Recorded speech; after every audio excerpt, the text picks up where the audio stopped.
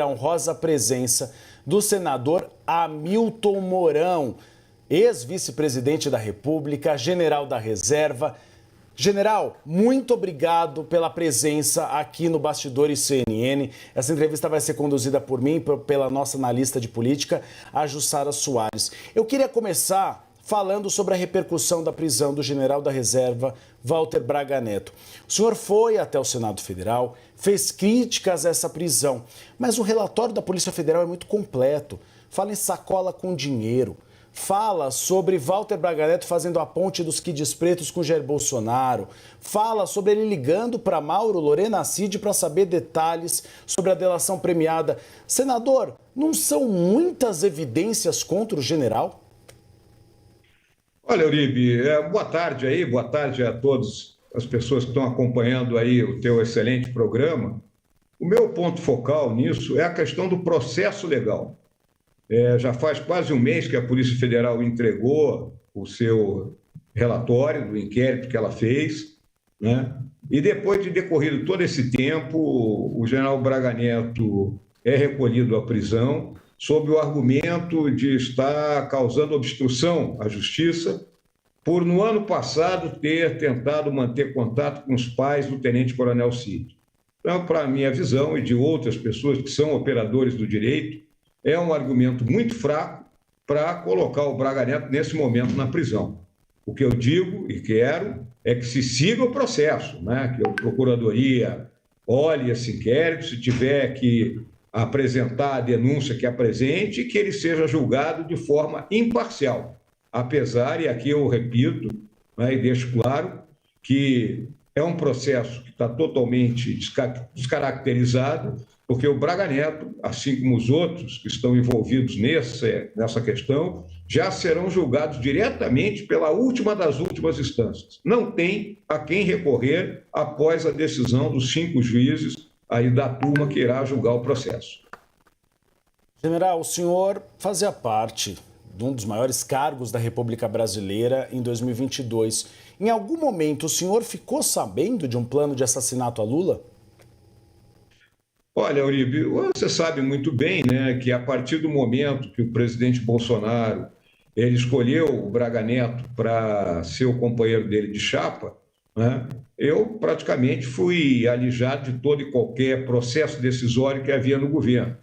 Eu fiquei confinado, digamos assim, àquele papel que eu ainda tinha como presidente do Conselho Nacional da Amazônia Legal e, posteriormente, algumas representações no exterior que o presidente Bolsonaro me designou.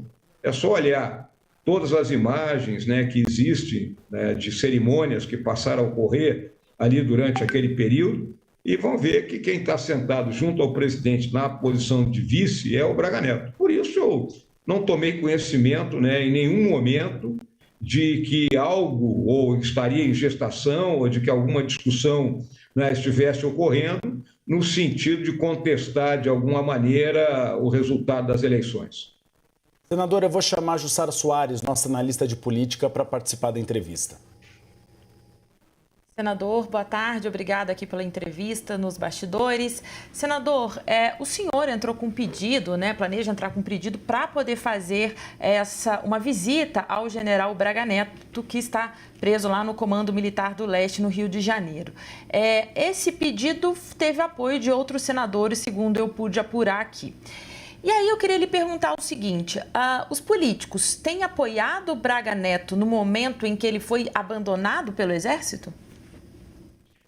Eu prefiro não caracterizar, né, abandono do Exército, né, ao Braga Neto, até porque ele está dentro de uma instalação militar, no comando da 1ª Divisão de Exército, lá na Vila Militar, no Rio de Janeiro, né? Então o Exército está atuando dentro daquilo que ele pode nesse momento, né? O Exército não pode contratar advogado para o Braga Neto, obviamente, né?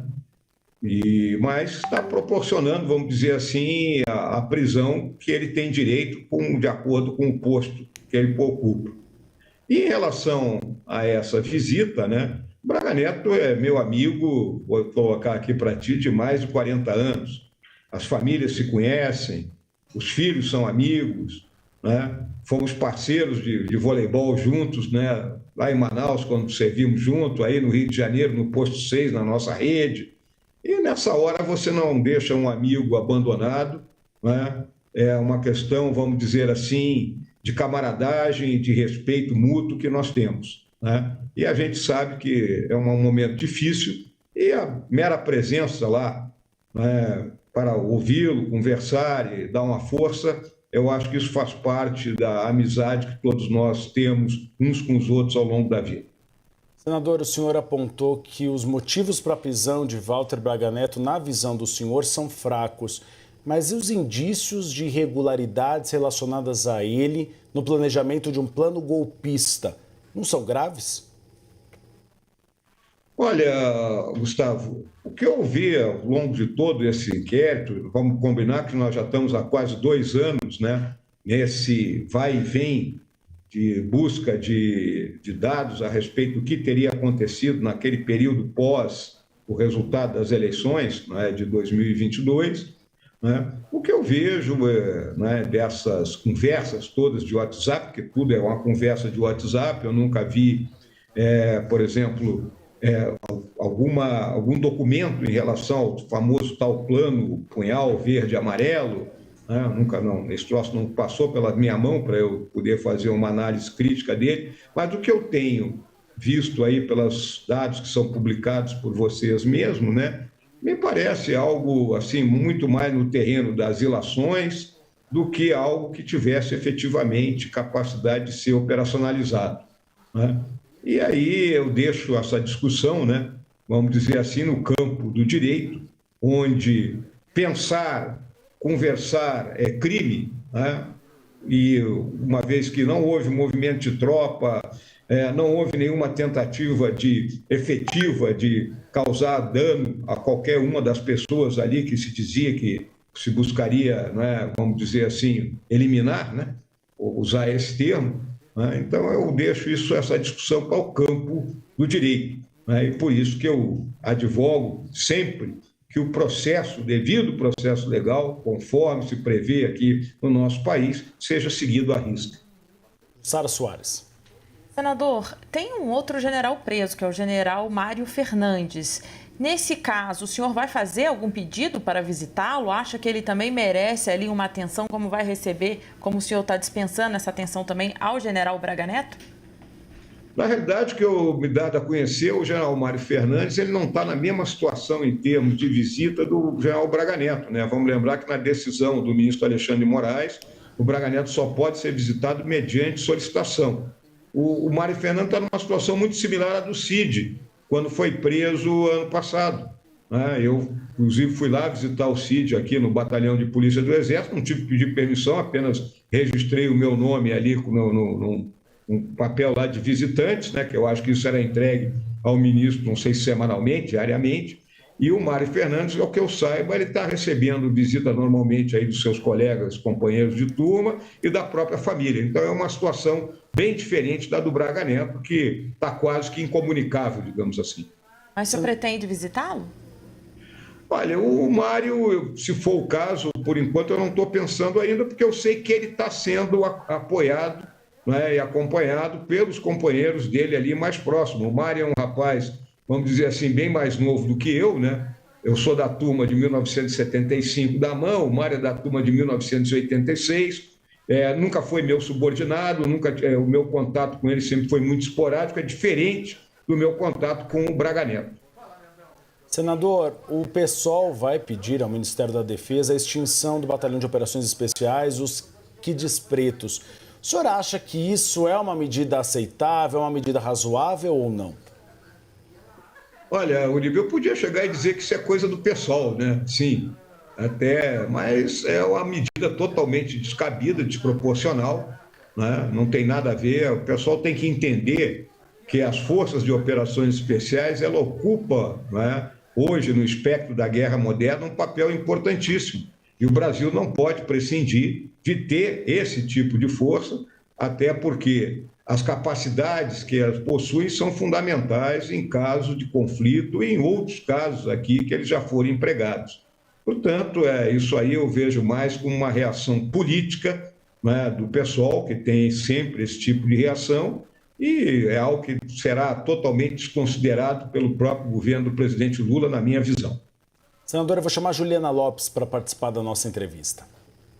Muito obrigada pela participação do senhor. Queria fazer uma pergunta sobre, inclusive, pontos que estão nesse extenso relatório da Polícia Federal sobre a trama golpista. Tem um determinado momento em que o senhor inclusive é citado poucas vezes nesse relatório, mas que se trata ali de uma conversa telefônica, por mensagem, onde uma pessoa ali, identificada como Riba, teria falado sobre uma reunião do senhor, em que o senhor e alguns comandantes, o alto comando, teria rasgado um documento que poderia ser aquele decreto de um golpe, né? Enfim, de uma intervenção aqui no país. Como é que foi aquele momento? Queria perguntar para o senhor se o senhor deu alguma orientação sobre um golpe que estaria sendo desenhado ali, inclusive com uma pressão eventual do ex-presidente. Olha, Juliana, isso aí é mais um momento desse inquérito, onde é recolhido conversas, fragmentos de conversa, né? Porque você não tem acesso à conversa toda, e você vê um papo entre duas pessoas que eu não conheço, né? Desconheço totalmente, e sobre algo que jamais aconteceu. A minha agenda durante aquele período, e durante todo o meu período de vice-presidente, ela é pública, né? E naquele momento ali, vamos dizer, após o resultado da eleição, né, no final de outubro e depois início de novembro, o meu papel foi pura e simplesmente me preparar, né, para passar a minha função para o vice-presidente eleito, o vice-presidente Geraldo Alckmin. Foi a única coisa que eu fiz, né? Então, mostra muito que essas conversas que são publicadas, né, muitas vezes elas não retratam um fato que tenha efetivamente acontecido. Jussara Soares. Senador, o senhor estava, né, no dia 31 de dezembro de 2022, o senhor estava no comando do país. O senhor fez um pronunciamento à nação naquele dia. Embora o senhor diga aqui que não soubesse dessas coisas que agora estão sendo reveladas pela Polícia Federal, o senhor fez um pronunciamento à nação naquele dia dizendo o seguinte: lideranças que deveriam tranquilizar e unir a nação em torno de um projeto de país deixaram com que o silêncio ou o protagonismo inoportuno e deletério criasse um clima de caos e desagregação social. Mais à frente, o senhor disse que, de forma irresponsável, deixaram com que as Forças Armadas pagassem a conta para alguns por inação e outros por fomentar um pretenso golpe. Ou seja, esse assunto dominava aquele final de ano ali de 2022. O senhor fez esse pronunciamento motivado por isso, por esse clima que tinha no país?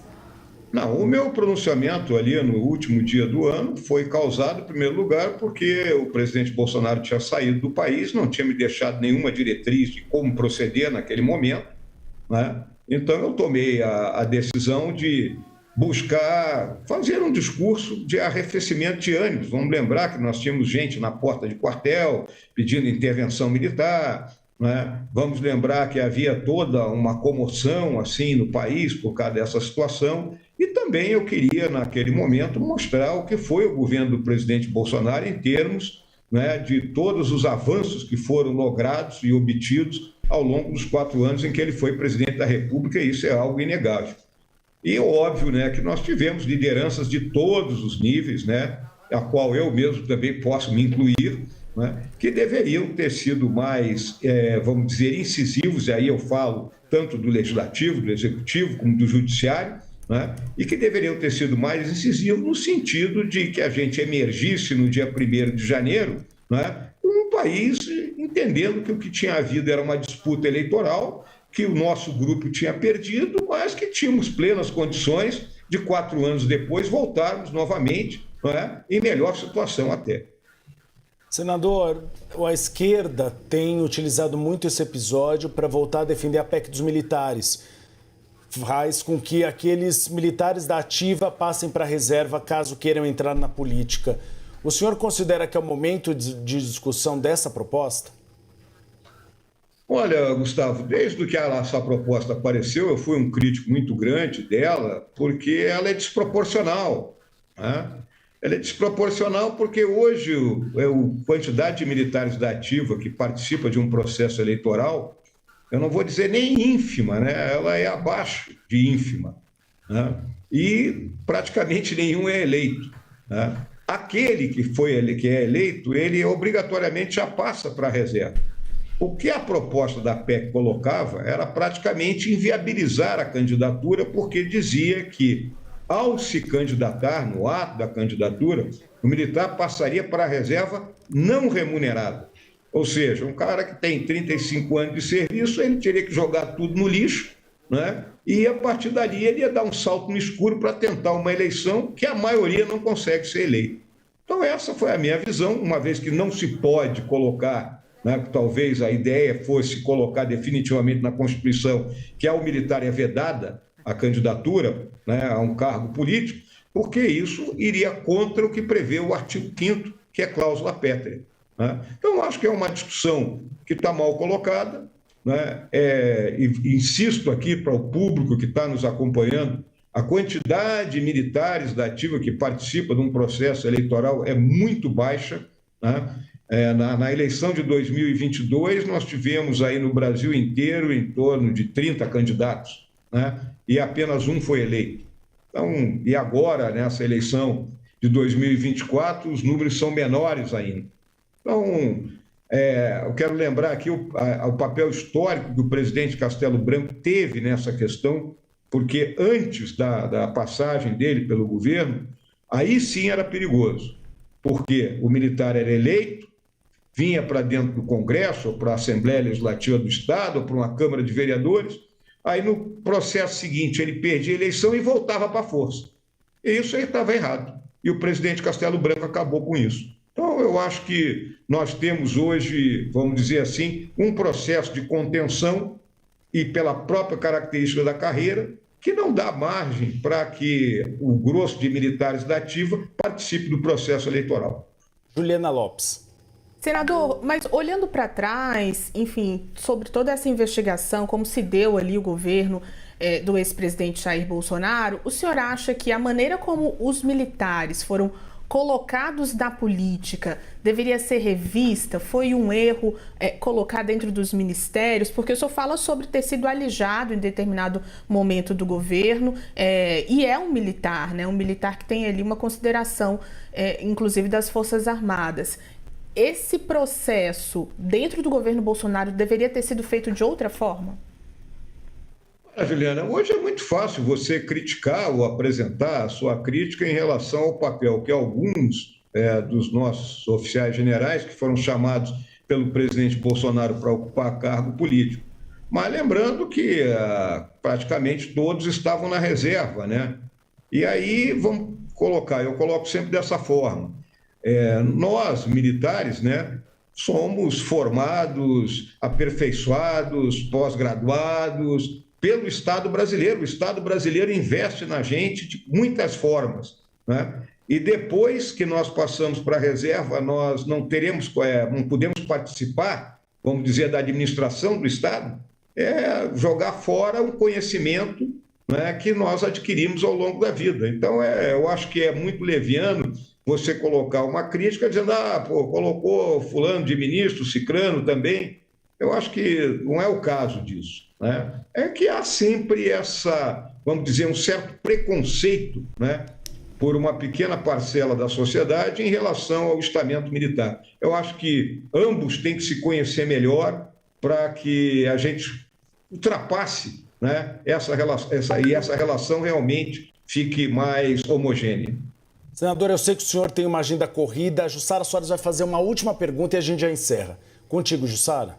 Olha, senador, o general Braga Neto é o primeiro general 4 estrelas preso num processo civil, né? Conduzido por civis, assim dizendo. Antes disso, já tinha um constrangimento nas Forças Armadas, porque pelas mensagens reveladas pela investigação, inclusive com ataques bastante duros feitos pelo pelo general Braga Neto, chamando então comandante do Exército, desculpa a palavra, de cagão. Como está o clima e o ambiente nas Forças Armadas depois de tudo isso e com a prisão do general Braga Neto, o primeiro a ser preso numa situação assim? Olha, Jussara, é óbvio que o clima não está bom, né? Não está bom, há uma dicotomia entre o pessoal que está na ativa e o pessoal da reserva. Nós temos, né, um número grande aí de militares da reserva, essa questão das redes sociais, os grupos têm se manifestado, né? Há muita crítica nisso tudo, né? E vai competir ao nosso comandante, ao general Tomás, né? Como comandante do Exército, e o Exército ele é composto da ativa e da reserva, isso é importante ficar muito claro, né? Nós, da reserva, somos aquela força mobilizável em caso de necessidade, né? Então, o comandante ele está fazendo o trabalho dele no sentido de pacificar os ânimos e, consequentemente, né, vamos dizer o seguinte, que críticas que foram feitas e foram reveladas, porque a crítica sempre existiu, não é? Sempre houve a crítica, só que em tempos de rede social, essa crítica ela se propaga com uma velocidade muito maior, né? Então, compete hoje ao comandante, né, domar essa fera e, dessa forma, a gente conseguir pacificar os próprios ânimos existentes dentro do Exército. Senador, para encerrar de vez agora, é uma resposta rápida. O senhor vai votar contra ou a favor o projeto de lei que coloca a idade de 55 anos para os militares passarem para a reserva?